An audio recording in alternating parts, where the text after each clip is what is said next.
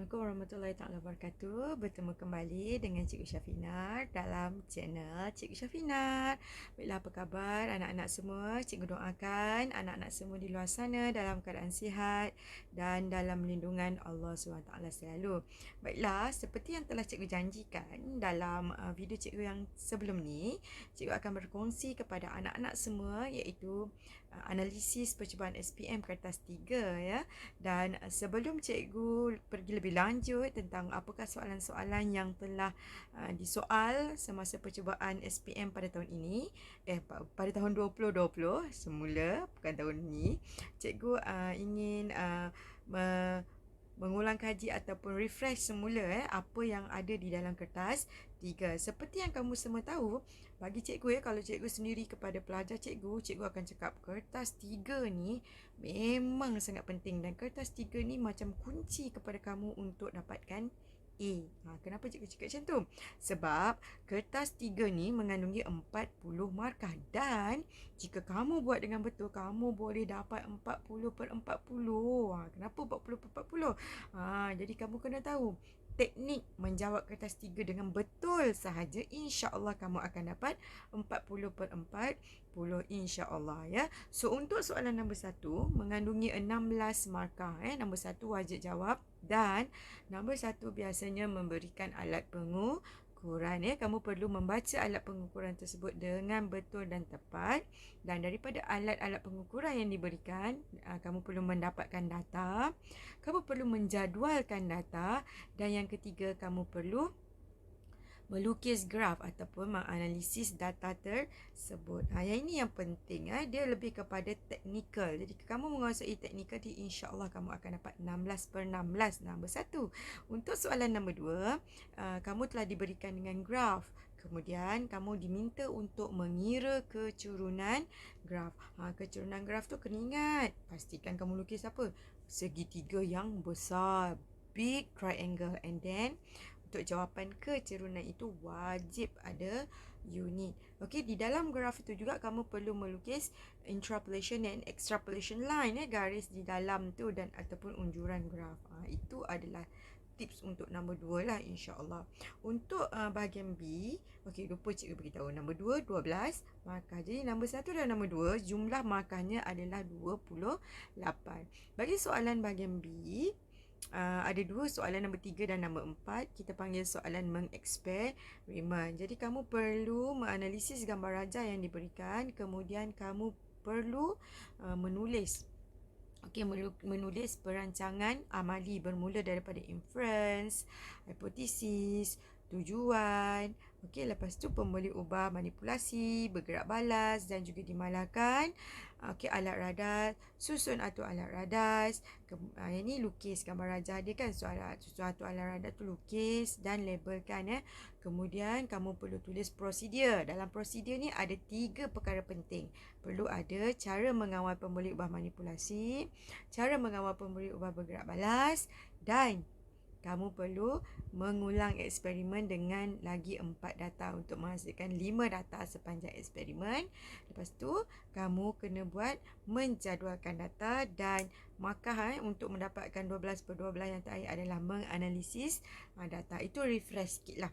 Boleh tengok balik lah. Cikgu yakin dan percaya kamu dah biasa buat kertas 3 semasa peperiksaan dalaman sekolah. Jadi tengok balik kertas-kertas yang lama tu untuk refresh tips dia nak dapatkan markah. Nanti cikgu akan share lagi lah teknik menjawab kertas 3 di dalam video cikgu yang seterusnya. Untuk hari ni cikgu bukan nak share pasal teknik menjawab. Cikgu nak share apakah analisis soalan percubaan SPM 2020 dan cikgu akan bagi sikit lah tips untuk dapatkan markah yang terbaik.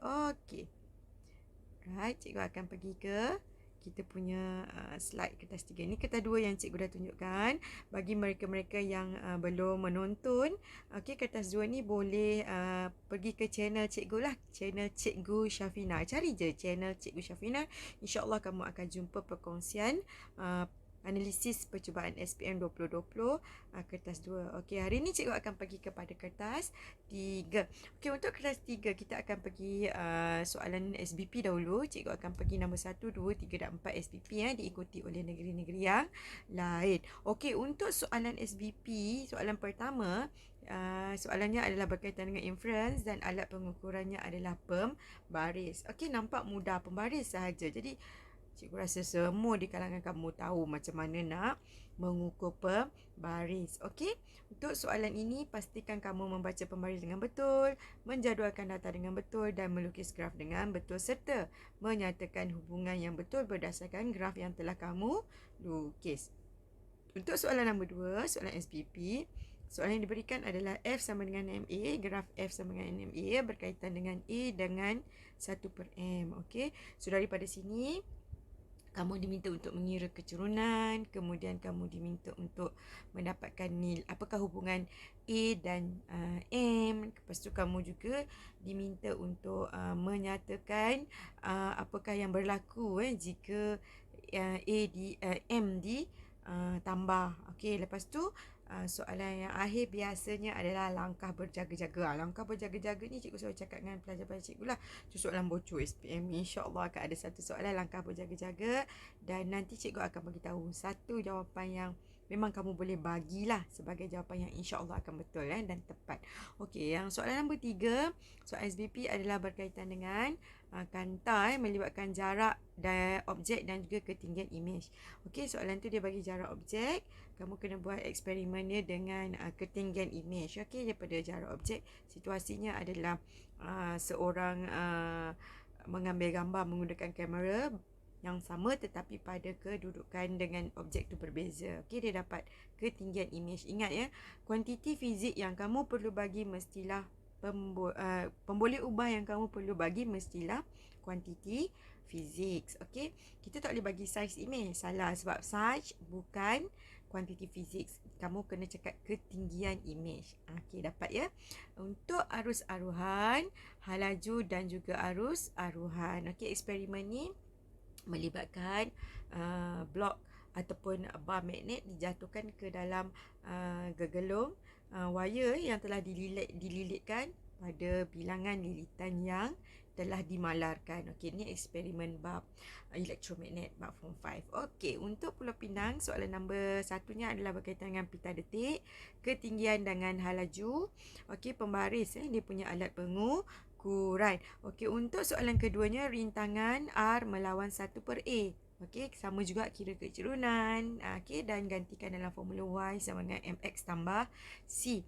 Okey, untuk soalan nombor 3, kanta juga, jarak objek dan ketinggian imej. Lebih kurang sama dengan soalan SBP.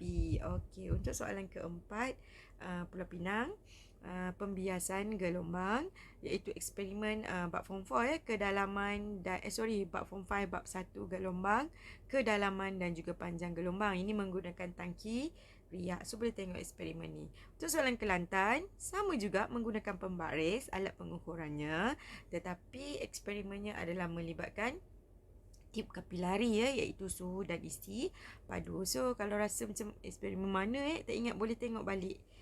Okey, ni bab hukum gas ya. Okey, rintangan dan juga 1/D kuasa 2 lah untuk nombor 2. Nombor 3, eksperimennya adalah tekanan air melibatkan kedalaman air dan juga tekanan air, di mana alat pengukuran yang diberikan adalah alat radas yang diberikan adalah corong tisil. Corong tisil. So idea ni kamu perlu tengoklah, corong tisil tu dimasukkan ke dalam bika. Dia akan dapat paras air di dalam tube manometer. So di sini melibatkan tekanan. Okey. Yang seterusnya adalah nombor 4, pembelauan lebar celah dan juga jarak di antara jarur celah berturutan. Ini adalah tajuk pembelauan bab gelombang. Okey, untuk Melaka, soalan nombor 1-nya adalah soalan yang melibatkan termometer, masa dan perubahan suhu. Okey, yang ini melibatkan jam randit dan alat pengukuran yang diberikannya adalah termometer lah. Jadi kamu perlu baca termometer. So tengok termometer balik kalau tak ingat lah macam mana nak baca termometer kan. Untuk soalan nombor 2, interference, X dan juga 1/A lah. Graf X melawan 1/A diberikan. So, kamu perlu kirakan kecurunan. Okey, dapatkan nilai X apabila ini dan seterusnya lah. Okey, nombor 3, kanta jarak objek dan ketinggian imej juga. Nampak macam dah 3 negeri bagi soalan ni, tapi cikgu tak cakap ni soalan sport. Tapi boleh dapat idea lah kan. Okey, soalan nombor 4, transformer, bilangan lilitan dan juga voltan output. Ni dah lama tak keluar soalan transformer dah lama juga tak keluar. So kamu boleh bacalah macam mana eksperimen ni jalankan. Okey, soalan seterusnya, pahang, protektor, sudut tuju dan juga sudut biasan. Alat pengukurannya adalah protektor. Dan gambar rajah protektor tu telah diberikan, kamu baca saja sudut dia berapa. Okey. Tapi cikgu nasihatkanlah kalau boleh kamu standby bawa protektor ya. Manalah tahu dia tak akan ada soalan yang dia hanya bagi gambar rajah, kena ukur sendiri kan. Okey, alat pengukuran dia protektor. Okey, soalan nombor 2, interference, lambda, kuasa 2 dan juga melawan D. Okey, ini pun interference. Okey, samalah kira kecurunan dan sebagainya. Soalan nombor 3, tekanan air, kedalaman air dan juga tekanan air, sama macam tadi, menggunakan corong T-cell juga. Okey, nampak repeating question kan. Okey, soalan nombor 4, pahang, pembiasan gelombang, banyak typo, kedalaman dan juga panjang gelombang menggunakan tangki riak. Okey, yang ini cikgu nak bagi idea sikit lah. Idea dia menggunakan blok kaca ataupun prospek. Okey, berbeza ketinggian, jadi kita letakkan dalam air tu.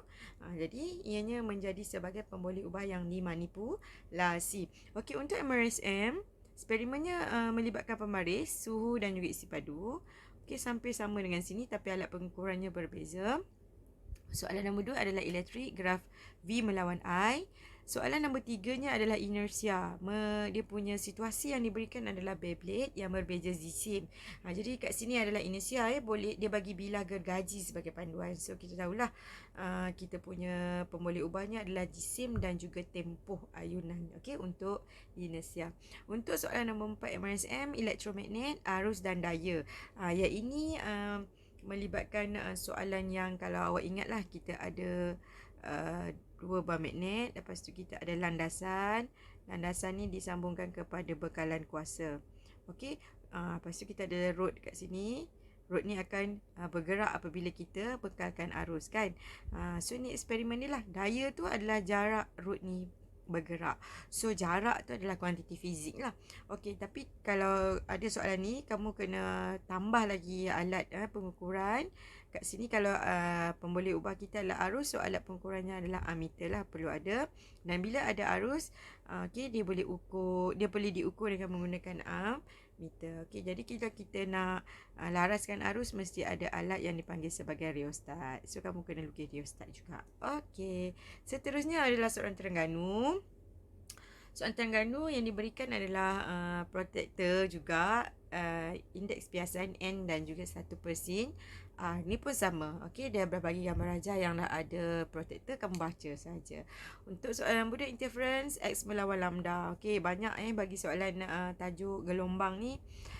Bukan cikgu-cikgu sport, tapi sebenarnya tajuk gelombang ni dah lama tak keluar. Jadi that's why ramai cikgu-cikgu meletakkan ni sebagai soalan percubaan tapi tak semestinya dia keluar dalam SPM. Okey, cikgu nak awak dapat idea macam mana nak jawab soalan nombor 2 kertas 3.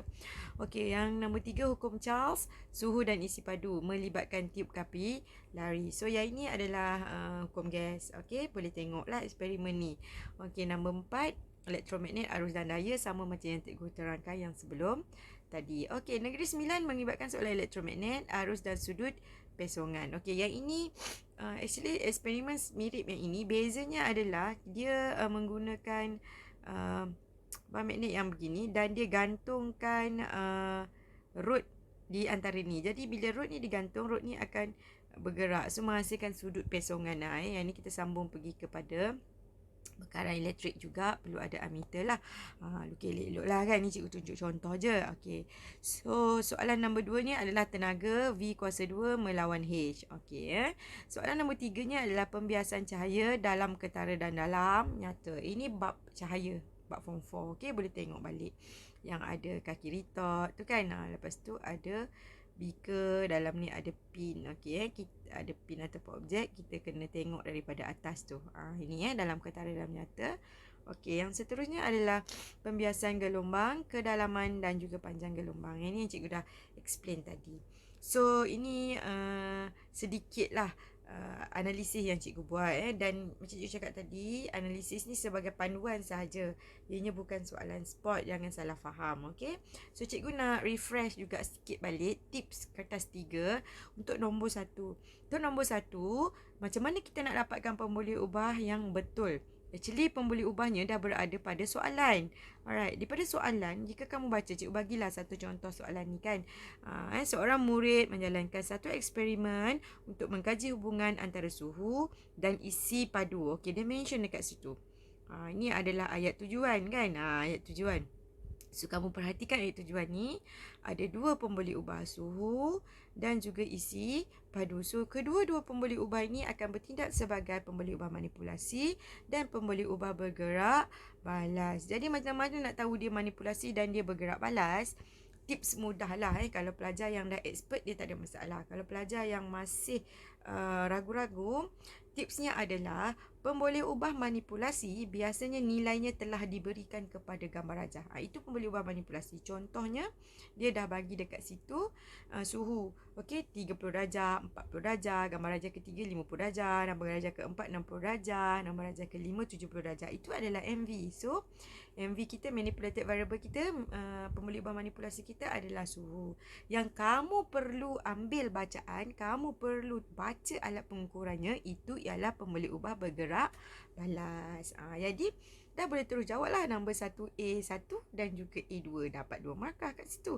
Pemboleh ubah yang dimanipulasikan. Sebab ini adalah hukum gas. So, kamu boleh lukis segitiga ni. Kan, pakai baju cantik. PVT.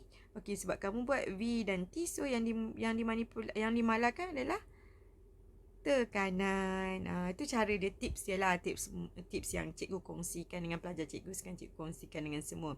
Yang keduanya adalah jika soalan itu diberi kepada kamu mempunyai persamaan. Contohnya soalan kamu diberi adalah berkaitan dengan pressure sama dengan force per area.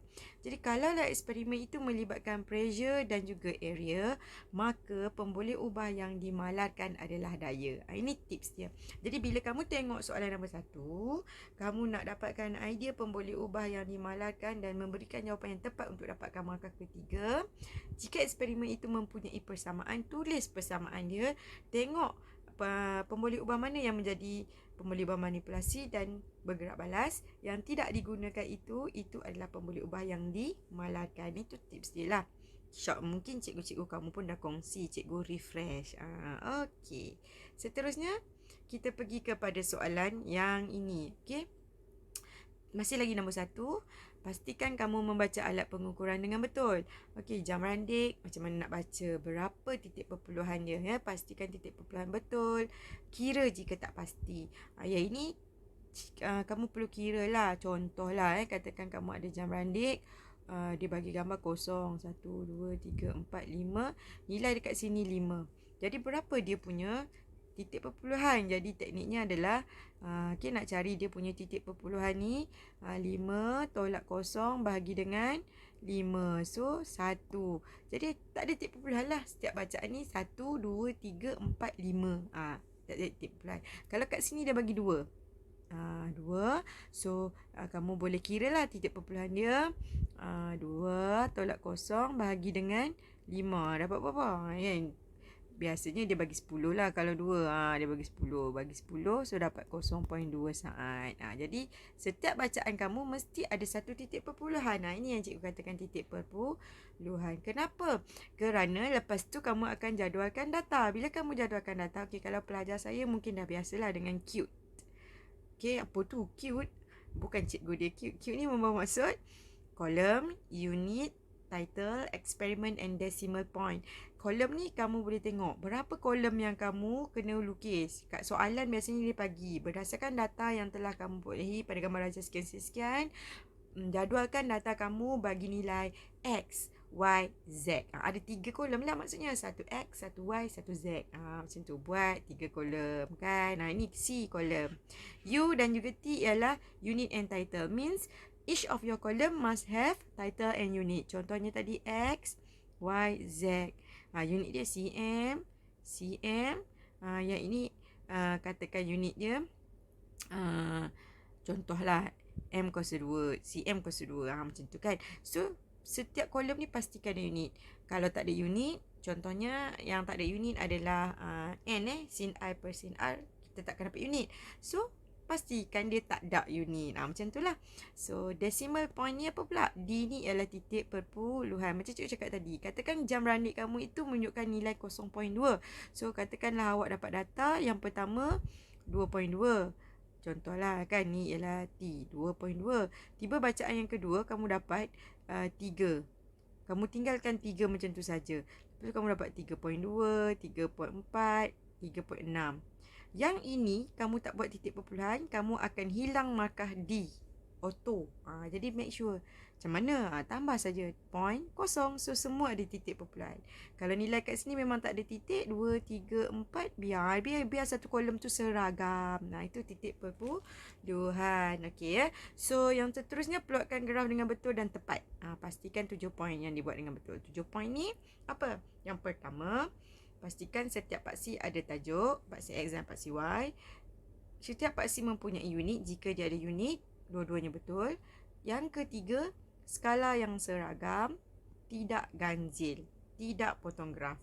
Okey, skala yang seragam, tidak ganjil, tidak potong graf. Selalunya student cikgu bagilah skala yang sesuai 1:1, 1:2, 1:4 ataupun 1:5. Ini yang terbaik.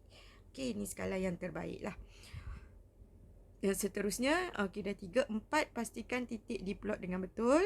Dekat sini ada 2 tik, 4 dan 5. Yang keenam, pastikan garisan itu disambung dengan licin, seimbang, okey, dan tidak terputuslah. Pastikan ada pintasan.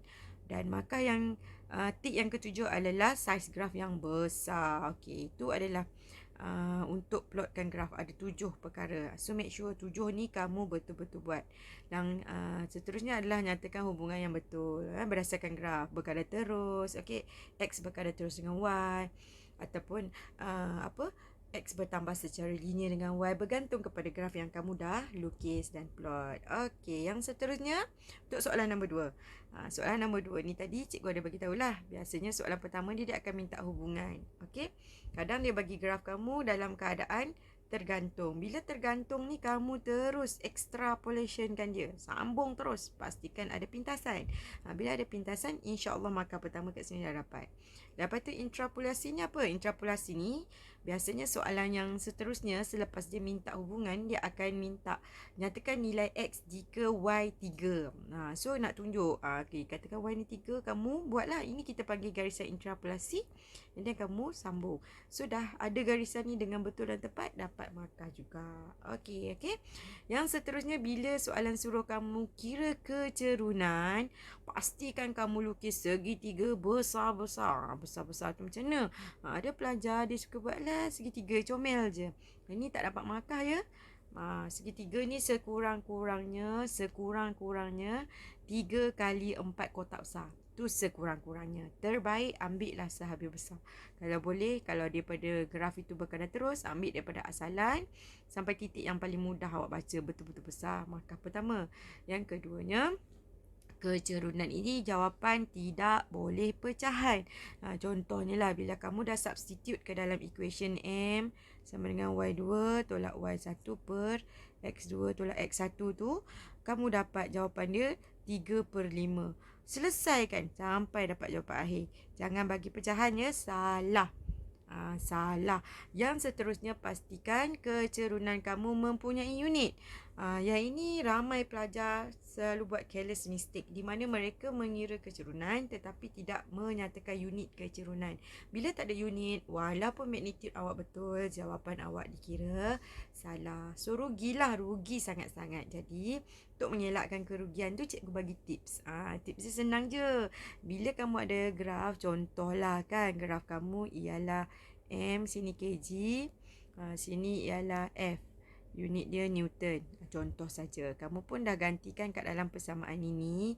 Kamu nak kira kecurunan kan? M sama dengan, kamu ambil lah titik sini, katakan titik dia 1. 1 senang contoh kan? Kamu pun gantilah. 1 tolak 1 dengan asalan kan? 1 tolak kosong per dengan kan 1 tolak kosong. Jadi nak menyelamatkan kamu tulis unit dia di sini siap-siap. Katakan ini adalah Y, paksi Y kan. So cikgu bagi tu unit dia Newton. Ini adalah paksi X. Betul? Paksi X unit dia kg. So terus tulis. Masa kamu substitute nak kira kecurunan tu, terus letak unit dia siap-siap kat ujung tu. InsyaAllah lah selamat kan. Lepas tu kamu akan dapat lah jawapan dia 1 Newton. Bila ni buat naik atas, dah baca indeks kan. Dah baca indeks lower form. Newton kilogram negatif 1. Dapatlah markah. Sebab apa? Sebab ada unit yang betul. Okey, cikgu harap membantulah dengan yang cikgu bagi ni. Ni cikgu bagi ni, harap membantulah kamu kan. Okey, yang seterusnya, kalau melibatkan Y sama dengan MX tambah C, masukkan betul-betul lah berdasarkan graf. Okey. Jadi kalau nak tahu lebih lanjut, cikgu kena buat kelas lain lah. Sebab tak sempat ni panjang nak cerita. Dia kena tunjuk contoh soalan baru boleh faham. Kalau ada permintaan, boleh komen di ruangan komen dekat channel cikgu tu. InsyaAllah cikgu akan bagi video bagaimana kita nak menyelesaikan soalan Y sama dengan MX tambah C. Hari ni cikgu tak ada cerita dulu So kita masukkan betul-betul lah. Yang seterusnya adalah langkah berjaga-jaga. Langkah berjaga-jaga ni kena hafal lah. You have no choice So cikgu bagilah. Yang ini yang cikgu pernah cakap tadi. Cikgu bagi 1.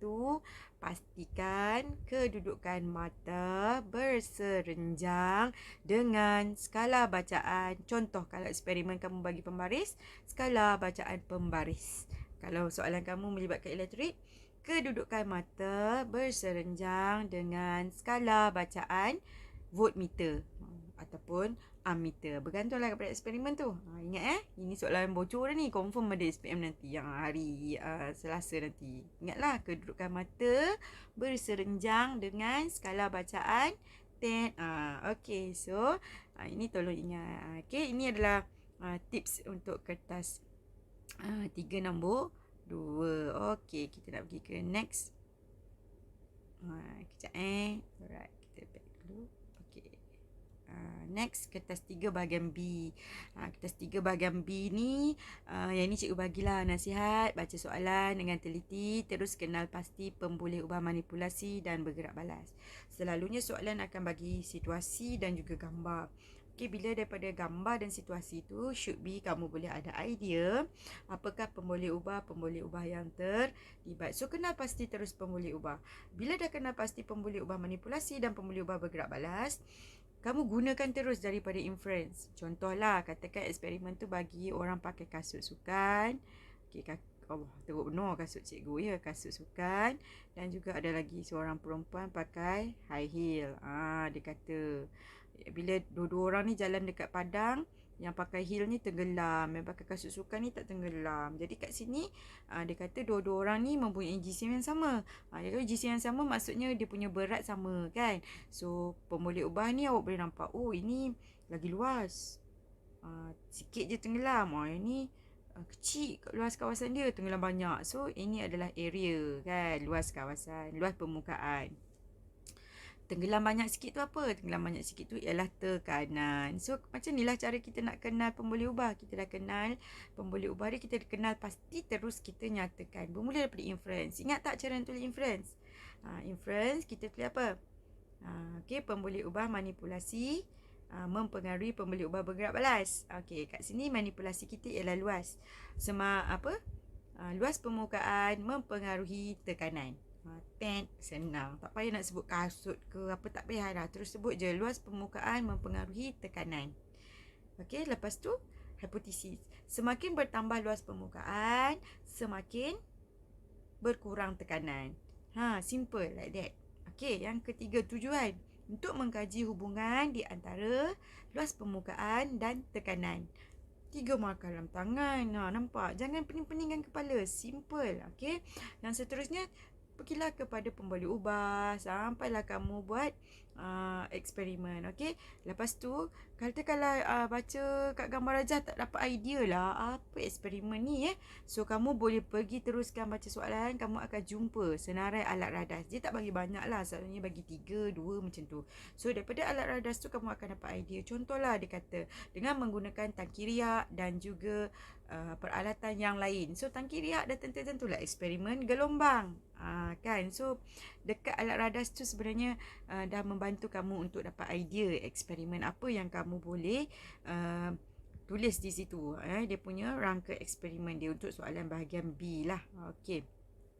So ini ucapan cikgu kepada anak murid saya.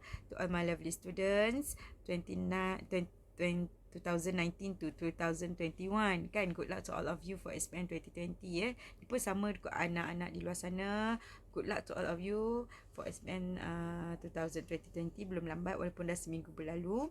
Jangan mengalah sehingga ke titik terakhir kerana setiap langkah yang kita lalui mematangkan kita dan menjadikan kita lebih dewasa. Kalian sudah memulakannya, pastikan pengakhirannya nanti satu kemanisan. Gitu kan, usaha, doa, tawakal, insya-Allah kejayaan milik anak-anak semua. Okey, cikgu doakan kamu semua dapat jawab dengan baik paper fizik nanti. Cikgu harap dengan sedikit perkongsian yang cikgu buat ini membantu kamu lah saat-saat akhir ni untuk berulang kaji. Dan jika ada yang ingin cikgu terangkan tentang Y sama dengan MX tambah C tadi tu, bolehlah komen di ruangan komen. Dan kemudian pastikanlah kamu subscribe supaya kamu dapat update video-video yang cikgu akan upload di masa akan datang. So terima kasih kerana sudi menonton channel YouTube cikgu pada hari ini. Sekali cikgu mohon daripada kamu untuk subscribe channel cikgu dan juga jangan lupa like dan juga share. So sampai kita berjumpa lagi. Assalamualaikum. Salam sayang daripada cikgu. Bye.